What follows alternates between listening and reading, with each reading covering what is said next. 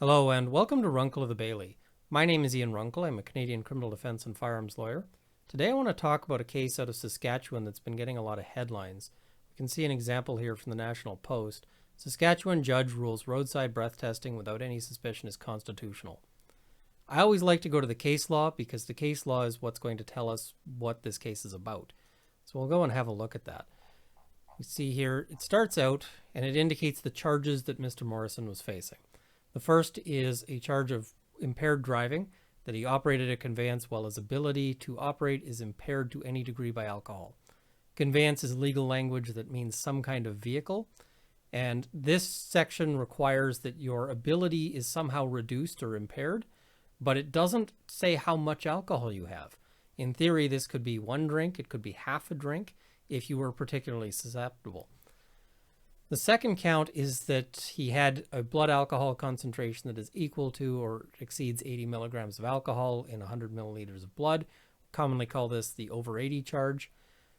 This one doesn't indicate anything about his actual impairment. It's illegal to have that much alcohol in your bloodstream, regardless of whether or not it affects your driving. The reason why they charge both is that the Crown can prove either. And if the Crown manages to prove both, you're only going to be punished for one offense. But they charge both because it provides them two paths to potentially get a conviction.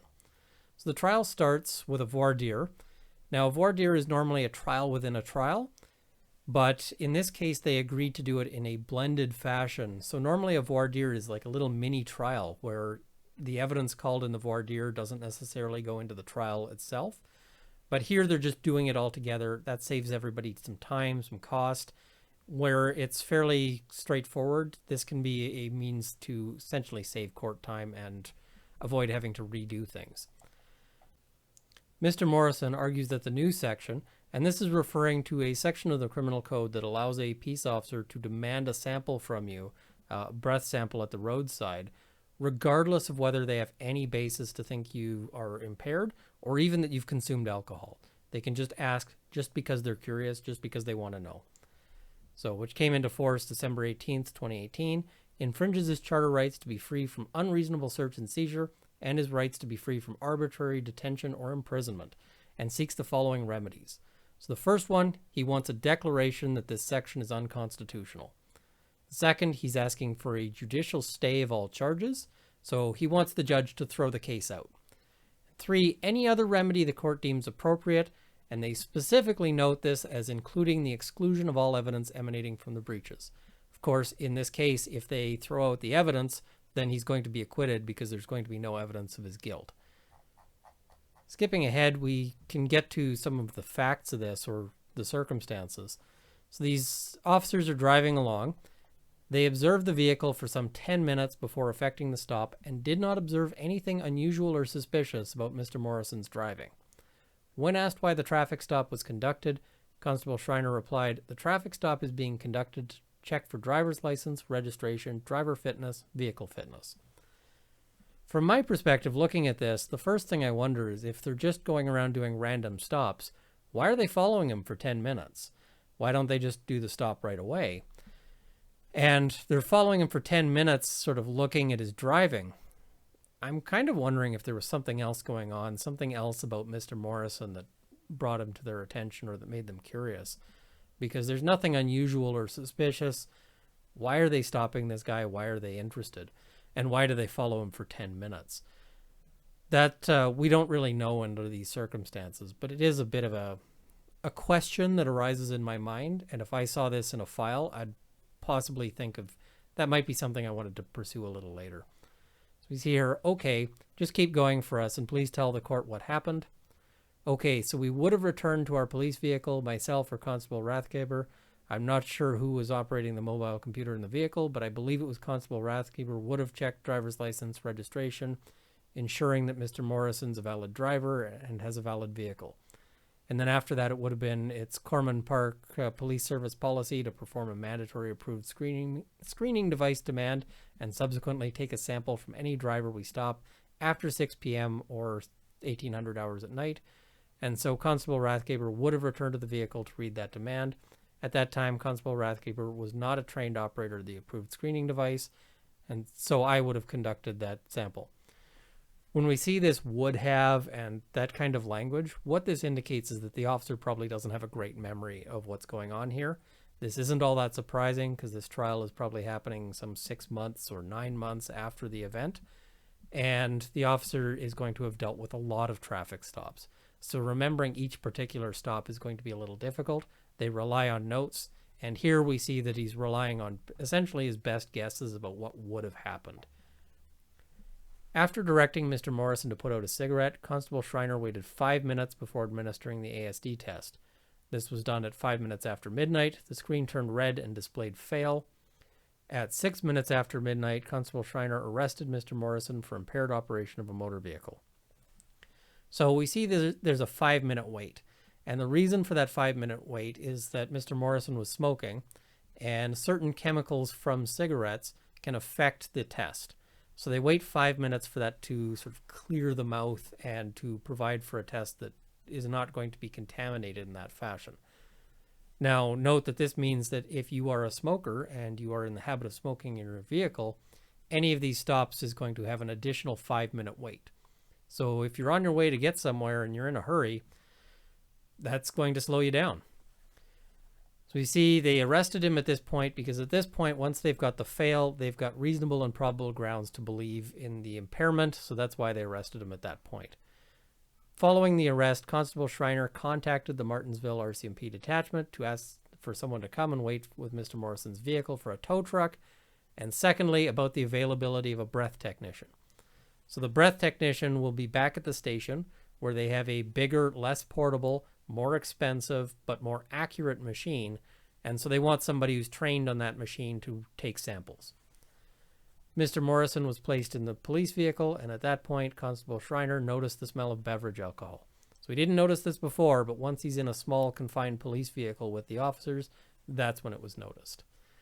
So I'm going to skip ahead because a lot of the issues that were argued at this trial are issues that were, of course, of primary importance to Mr. Morrison, but not so much importance to the everyday Canadian at large. They're not going to have a huge amount of impact in the same way that this constitutional question will. So I want to focus on that constitutional question.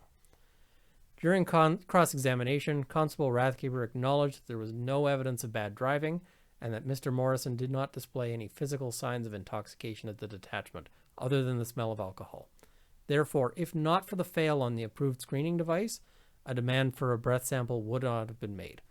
The reason why they do these two tests is the one at the roadside can't be used as direct evidence that your blood or that you had too much alcohol in your blood. It can only be used to form the suspicion or form the grounds to make the others demand. So that's why they've got this two-part testing system.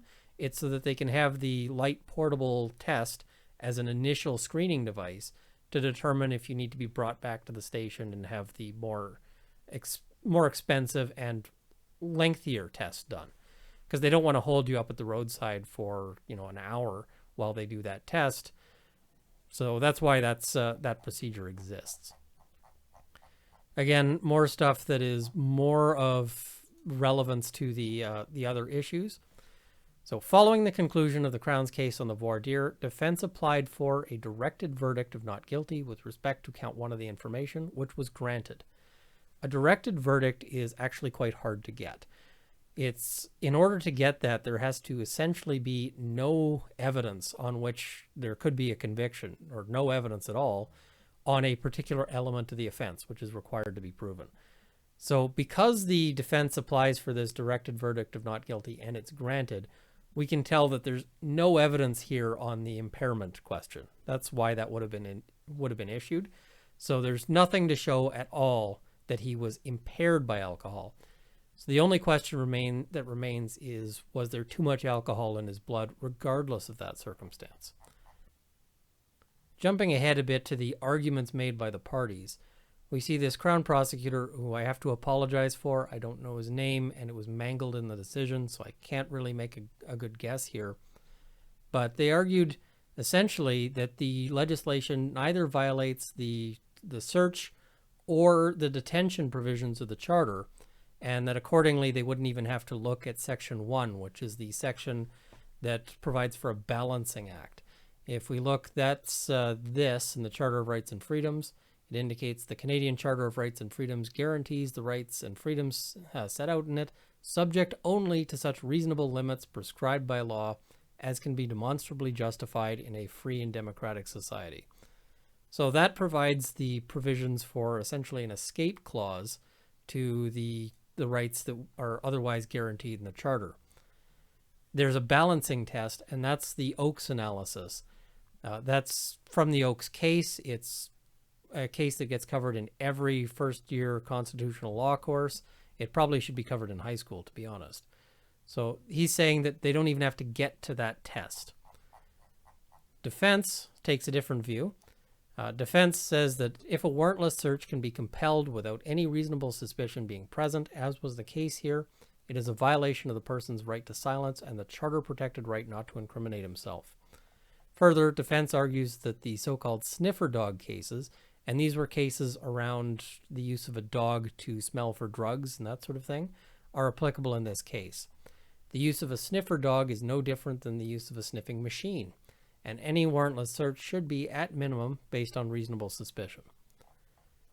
Defense submits that this particular legislation should not be saved by Section 1 of the Charter. Aside from setting a bad precedent, this legislation is not required and is unlikely to make the roads any safer. Education is the best way to reform bad driving habits. More concerning for the defense is the possibility that this legislation, rather than reducing fatalities, may lead to unintended consequences, such as racial profiling and needless searches of innocent persons. Moreover, just because other countries such as Australia and Ireland have similar legislation does not mean that we should. Sacrifices to public safety is the price we pay for living in Canada. Even so, incidents of impaired driving in Canada are showing a marked decrease. This would tend to show that Canadian laws are already effective in controlling impaired driving. To target most law-abiding citizens in order to catch a small portion of offenders is illegal. This legislation empowers police officers to violate citizens' charter rights under the guise of public safety. Even if the legislative intent was commendable, the legal problems created by it may outweigh the salutary, so the good effect, of the legislation, and therefore should not be saved by Section 1. And they're referring as well to some comments by the Canadian Civil Liberties Association. They say, in their view, this section invades an area of personal privacy essential to the maintenance of the individual's human dignity. And further, the CCLA was concerned that this provision may disproportionately target racial minorities who are already stopped much more frequently than white Canadians. So there's one concern that we're seeing raised here, that is that it's going to be used against particular sort of groups. We also see, when they talk about the area of personal privacy, if you think about that, an officer is going to, come to your window and demand that you put something in your mouth. That, to my mind, is an invasion. We'll see what the court has to say about this one. The defense is also citing a case about voting rights, and they note, a natural attitude of deference to Parliament may be appropriate in some instances, but it is not appropriate posture for a court reviewing an absolute prohibition of a core democratic right. I'm not sure that this case is really likely to carry the day in much sense. It seems like the core democratic right aspect is going to be too different here, particularly given that the case that he's talking about was talking about whether Canadians who are living abroad can vote. That's a different sort of right. The legislation is not draconian. Now we've moved on to Crown arguments here. Legislation is not draconian. It is based on common sense. The legislative intent was to detect people who wish to either deceive police about their alcohol consumption or to mask it, as was in fact attempted by the accused in this case. The primary objective of the provision is to reduce impaired driving and deter impaired driving. It has minimal impact on the individual and satisfies the proportionality test. It is limited to motorists and is not a general search power. This is completely different than the sniffer dog searches, which do require reasonable suspicion. Now, in terms of this, the legislative intent to detect people who wish to hide criminal activity, the problem that we run into with that is where do we stop? Because if we're talking about drug dealers, they're often hiding things in their pockets, for example. Lots of them are going to go undetected. A police officer might walk past somebody who's got a substantial amount of cocaine in their pockets, But unless they have some reason to actually start going through that individual's pockets, they can't. So I'm concerned about just how far we're going to apply this particular line of reasoning. Skipping ahead a little bit, finally, the Crown argues that it does not need to prove that crime will be reduced before Section 1 can save the legislation. However, they did file a report. This report contains statistics from 1998 to 2018. While this report shows a modest decline in collisions involving alcohol over the last 20 years, it also shows that impaired driving remains one of the top contributing factors in fatal collisions in Saskatchewan. So what we see here is what we always see whenever somebody wants to argue for diminished rights, which is that they're always going to point to something scary. Look at how many people are dying from this. So in impaired driving, it is a major cause of road fatalities. However, that doesn't necessarily answer the question about what rights we should have, particularly with regards to people who are showing no signs of impairment. But we see this also with regards to firearms. They'll point to scary incidents in the media. We see this also with regards to child porn issues, because you get politicians saying things like you're either with us or you're with the child pornographers when they want to create expansive search provisions. So they're always going to point to some scary boogeyman.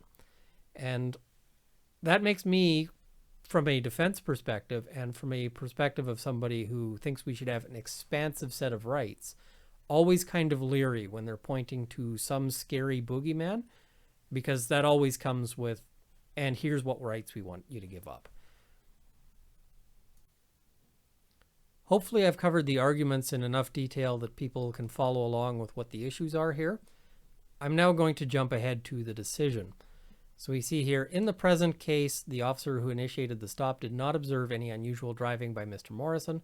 There were no traffic violations, the vehicle looked sound mechanically, and there was no information from any source that the driver may have consumed alcohol or be impaired. So there's no indication that he has any sort of difficulties in terms of his motor function. There's no slurring, there's no impaired reasoning, there's none of that. The reason why they stop is to check for driver's license, registration, vehicle fitness, and driver sobriety. Now they note the police also possess the power to randomly stop vehicles to check for driver's license, insurance, driver sobriety at common law. During the last 35 years, superior courts, including the Supreme Court of Canada, have periodically addressed this issue. I'm going to skim this a little bit because if you want to read this, go ahead. I'll link the actual decision in the comment or in the description. But I don't want to go through it all, otherwise this video will be several hours. Supreme Court in Hufsky and Thompson again reiterated the importance of the random stop power in regulating safety and protecting the public on the highways. Any limit on the 10B rights, which is your right to counsel at the roadside screening stage, were justified. They also note, the court in Orbansky examined the balance between a driver's charter rights and the greater public policy of protecting life and property being advanced by the federal government and provincial legislatures, and concluded that the power of police to screen drivers for sobriety should be interpreted flexibly, having regard to the unique challenges faced by police officers in the field when trying to determine sobriety, while at the same time being mindful of a motorist's right. I believe that was also the decision that set out originally that they thought reasonable suspicion was the minimum standard, but that's neither here nor there. Skipping ahead a little further, having regard to all of the following, I find that Constable Rathgeber was authorized under the Saskatchewan law, as well as the common law, to effect the random traffic stop of Mr. Morrison. According to the constable's testimony, he stopped Mr. Morrison for the purpose of checking for driver's license, registration, and sobriety. He understood that the new amendment to the criminal code as it pertains to the approved screening device tests authorized him to make a demand without having any reasonable suspicion about Mr. Morrison having consumed any alcohol. Comported themselves in a professional and businesslike manner. That is more of an issue when you're talking about exclusion of evidence rather than whether or not there was a breach. The detention was relatively brief, and the process of obtaining the breath sample was minimally intrusive. People may have differing opinions on what's minimally intrusive there, because people are going to come from a variety of backgrounds, but I'll save most of the commentary towards the end. Conversely, the public utility of police officers having the ability to detect alcohol in drivers who otherwise do not display any observable signs of alcohol consumption is very high. I find that Mr. Morrison's Section 9 charter rights were not breached. Just looking at this, there's two things that immediately come to mind here. The first is when the judge is talking about the public utility, that's really more of a Section 1 issue, because the public utility aspect doesn't really factor into whether or not you've got a right in terms of detention. That's more of a Section 1 balance of the good and the bad aspects. So it looks like there's some muddying of all of this. Now, the other issue that I see here is that the case law that was cited primarily was cited with respect to the old-fashioned means of police stopping you and checking for sobriety, which was, you either get stopped or you hit a road check, and the police officer comes up. They will shine a light through your window so that they can see anything, and depending on what they see, that may change the focus of their investigation. If they see a kilogram of cocaine on your back seat, it's now moved from an impaired investigation to a cocaine investigation. But they may see signs that suggest that maybe there's impaired driving going on. For instance, if you've got 6 empty beer cans sitting on the passenger seat, that officer is now thinking maybe this guy's impaired.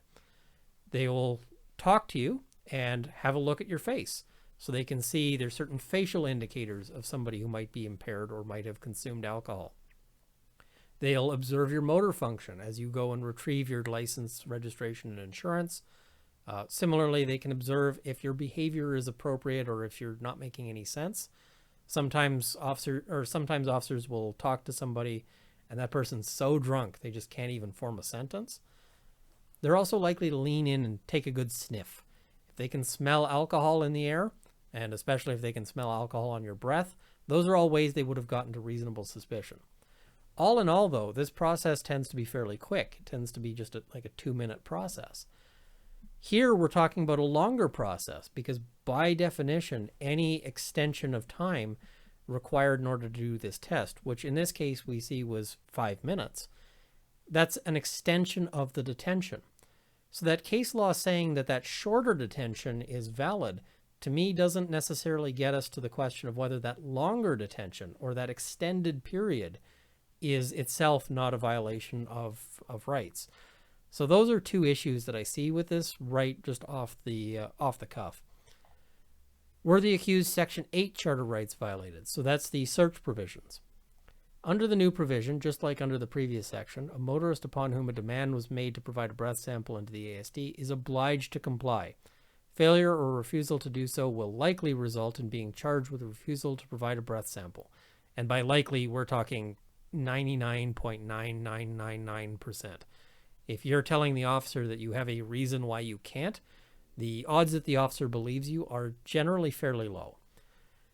The major difference, however, is that under this section of the Criminal Code, a police officer is not required to formulate any grounds or even reasonable suspicion about the driver's sobriety prior to making the demand. This was the situation in the case before us. The police officer, acting on his own initiative and in furtherance of a detachment policy, which encouraged testing of all drivers between 6 p.m. and 6 a.m., made the demand on the accused even though he lacked reasonable suspicion about him having any alcohol in his system. See here, the Supreme Court in Goodwin held that drivers may have a diminished but not non-existent expectation of privacy in their breath. A demand to blow into the ASD triggers the protection of Section 8. We see also the 3-step analysis with respect to Section 8. Was the search authorized by law? Was the authorizing law reasonable? And was the search carried out in a reasonable manner? In terms of whether it's authorized by law, that's really easy. There's clearly a law here. Was the authorizing law reasonable? So in the context of breath samples, a justice in Goodwin stated that using a person's body without his consent to obtain information about him invades an area of personal privacy which is essential to his dignity. Think about this one. Somebody comes up to you and wants to shove something in your mouth. If somebody came up to you on the street and said, "I want to shove something in your mouth," you would tell them quite emphatically to go away, even if that thing was sterile. So this, I would suggest, the courts maybe don't consider just how impactful this may be, especially to certain subgroups. I'll get to more of that later. Even if we agree with the argument that a roadside breath demand result is not determinative of a person's guilt and is only the first step in the investigative process, there is no denial that a fail result will furnish solid grounds for an evidentiary breath test, which may have serious consequences for an accused. Not least of which, you're going to be spending an hour getting this all dealt with. They're going to tow your car. It's going to cost you a whole lot of money, even if they never end up laying the charges. So, circumstances in which an accused is being asked to incriminate himself, such as providing a breath sample where there are no apparent or any grounds present, and in the absence of any suspicion as it relates to his demeanor or driving ability or alcohol consumption, and which is grounded entirely in legislative fiat, ought to be subject to constitutional protection enshrined in our Charter of Rights and Freedoms. Accordingly, it's found that this section does infringe on Section 8 of the Charter. The judge notes, the issue then becomes whether this section is saved by Section 1 as a reasonable limit that is demonstrably justified in a free and democratic society. And that again uses the Oakes test, which the court helpfully lays out here. So first, is the enacted law pursuing a pressing substantial objective? Second, is the law rationally connected to that objective? Then does the law impair the right or freedom as little as possible? And lastly, is there a proportionality of effects between the deleterious and salutary effects of the law? Plain language is something that is being encouraged in the law, but it hasn't gotten everywhere yet. This just means proportionality or a balance between good and bad effects of the law. So skipping ahead, first in terms of the pressing and substantial objective, as already referenced above, the Supreme Court, indeed courts at all levels, have lamented the loss, destruction, and carnage caused by drunk drivers and the corresponding need for law enforcement personnel to effectively deal with the scourge of impaired drivers on Canada's roads, streets, and highways. They go on, they cite the preamble of the bill, which talks about why they want this bill in place. So they say, based on the above, I found that the Crown has discharged its burden under this heading. So essentially, lots of people dying. There is a big scary thing. And so that's what this test is. Is there a big scary thing? Yes, there is. Secondly, is the law rationally connected to the objective? And what this means is that there has to be some interconnection between the law and the measure that's being taken to stop it. So if they wanted to stop drug violence or drug addiction or whatever, and their proposal for doing that was to ban red shoes, it would be very difficult to find a rational connection here. So this essentially says the law can't be crazy. So secondly, by allowing police to, or perhaps backing up, plain language suggests that they wanted to enhance the ability of police to detect alcohol consumption by providing them with an additional investigative tool. Secondly, by allowing police to demand a breath sample into the ASD without any suspicion that the driver may have consumed alcohol, may put drivers on notice that the law has very little tolerance for mixing drinking with driving, and the risk of taking a chance is simply not worth it. It seems to me they could do that with a billboard, but that's neither here nor there, I guess. This may have the desired effect of deterring impaired driving. Any deterrence would improve the overall objective of reducing injury or death by impaired drivers. Courts have recognized for a long time that detection of impairment by police officers through observation or interrogation is often ineffective. Police officers, there's a lot of crime that goes on that's not detected. So the fact that the police are not necessarily catching every criminal, to my mind, is not a great reason to diminish the rights of everybody else. Police could catch a whole lot more drug dealers if they didn't need a warrant to enter your house and have a look around. But I still wouldn't want to live in that society. The Minister of Justice on more than one occasion stated that the ultimate goal of Part 2 of Bill C-46 was to reduce the number of injuries and fatalities caused by impaired drivers. The section dealing with mandatory alcohol screening would greatly assist police in detecting drivers who consumed alcohol prior to driving and who might otherwise escape detection. Speaking very cynically here, from the perspective of a defense lawyer, a lot of the changes seemed aimed not so much at public safety as they were at eliminating the possible defenses to an impaired driving charge.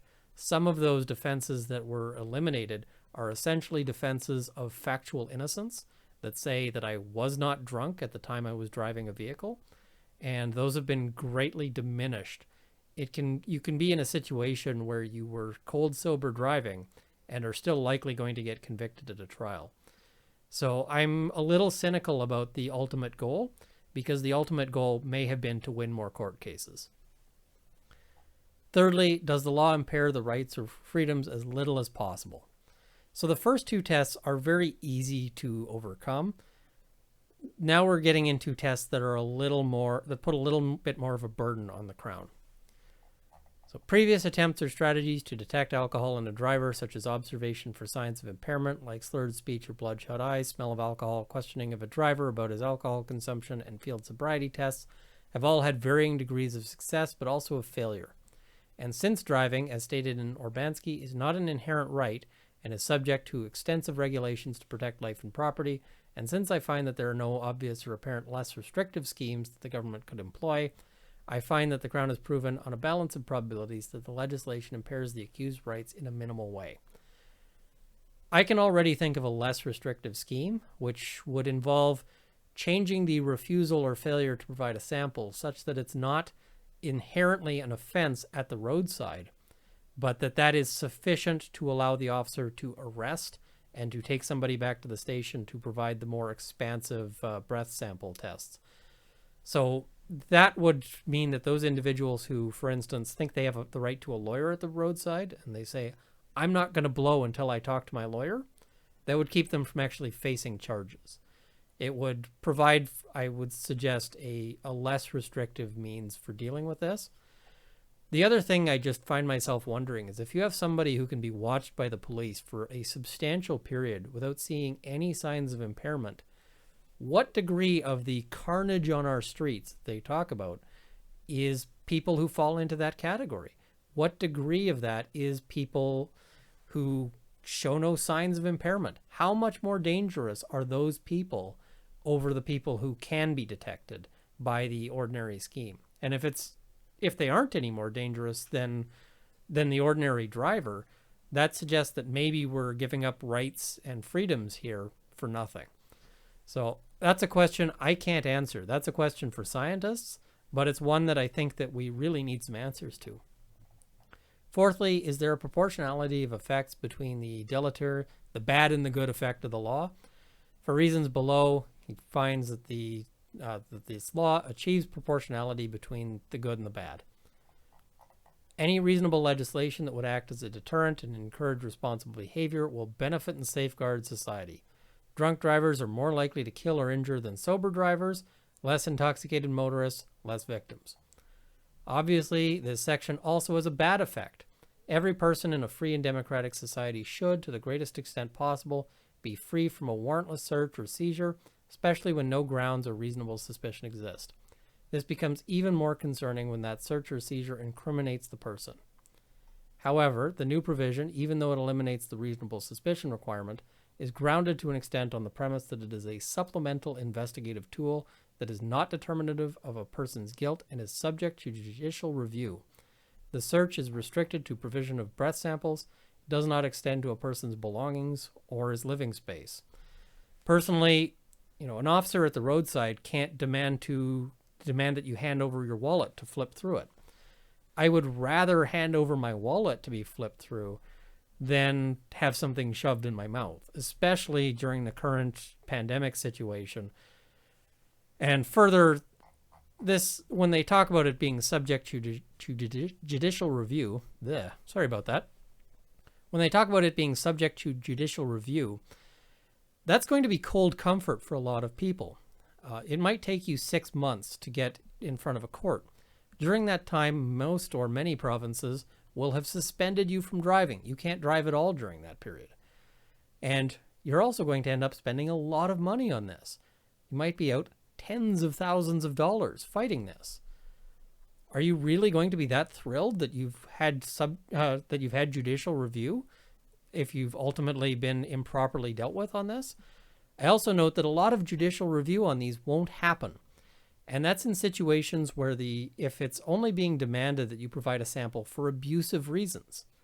If you go and you get pulled over and the cop doesn't like your attitude and says, now you're going to blow in this machine as a punishment, you're not going to end up being charged unless you somehow blow over. But assuming you're sober, you're not going to end up being charged. And so you're not likely to end up in front of a court. There's not going to be judicial review of all of the people who are forced to provide these samples in fashions that are abusive but don't result in charges. So this is one of the blind spots of the law, is that it's only going to deal with somebody where ultimately it resulted in some finding of evidence. So consequently, even though this section infringes Section 8 of the Charter, the violation is saved by Section 1. In terms of my thoughts on this, one of the main concerns I have is the impact of this legislation on people with mental or physical disabilities.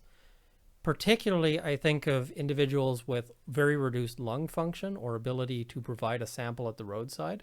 So somebody with, COPD or some other similar condition that, and I'll note that most people are going to be able to provide a sample, but there are going to be people who aren't.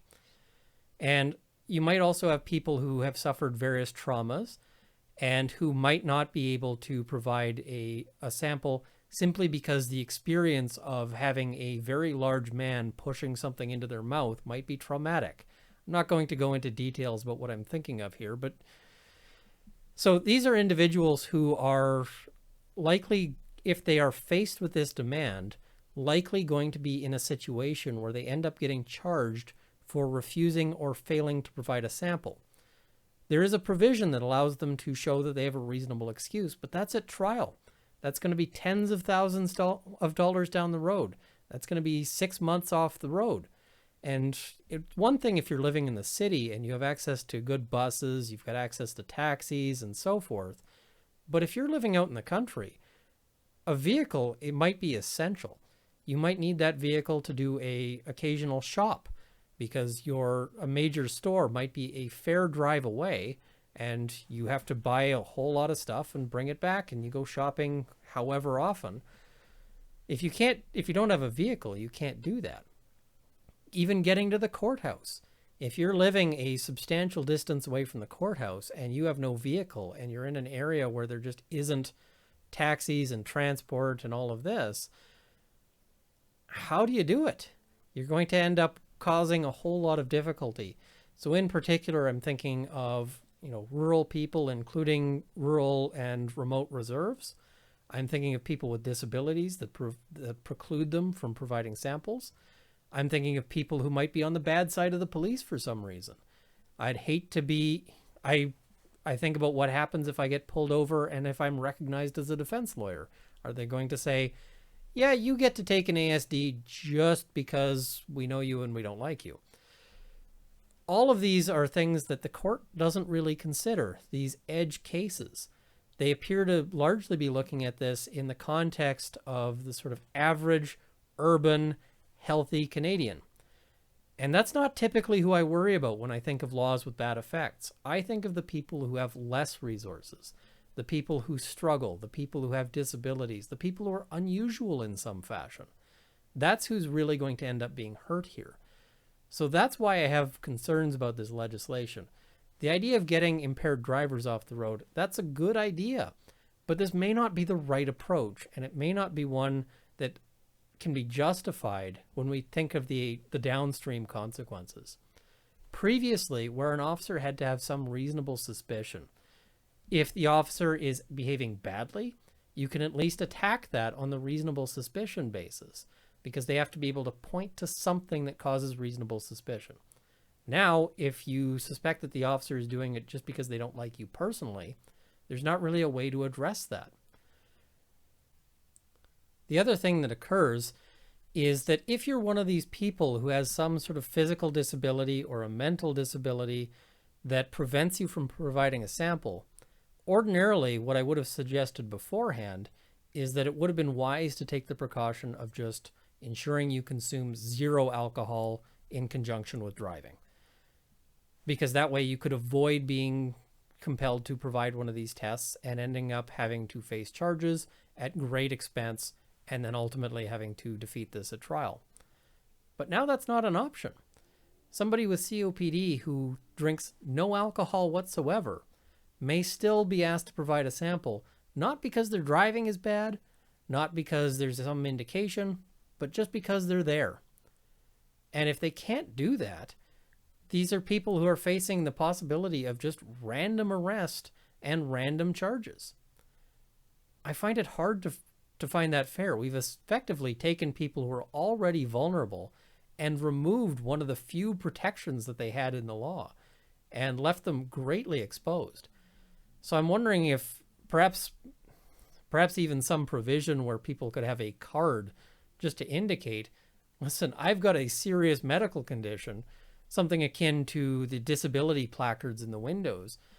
Just because otherwise, if you're at the roadside trying to say, I have COPD or I have PTSD and I can't comply with this, the officer is he's unlikely to believe you, or he or she, and is far more likely to just lay the charges and let you sort it out later. I'm not a fan of that. I really don't like when we have these laws that really impact people who we ought to be protecting. At the end of the day, this is going to be an issue that has to be heard by the Supreme Court. So we're getting provincial court decisions at this point, but eventually one of these cases is going to wind its way up to the Supreme Court.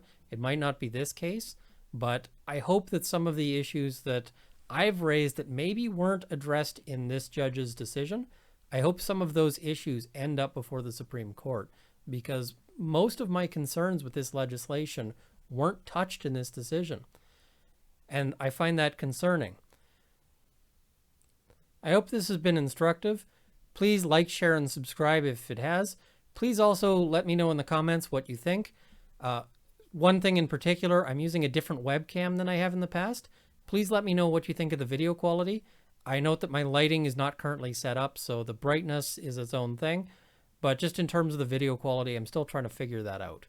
I want to also give a thank you to my buddy Keith, my Patreon subscriber. If you want to subscribe as well, there's links in the description below. Thank you.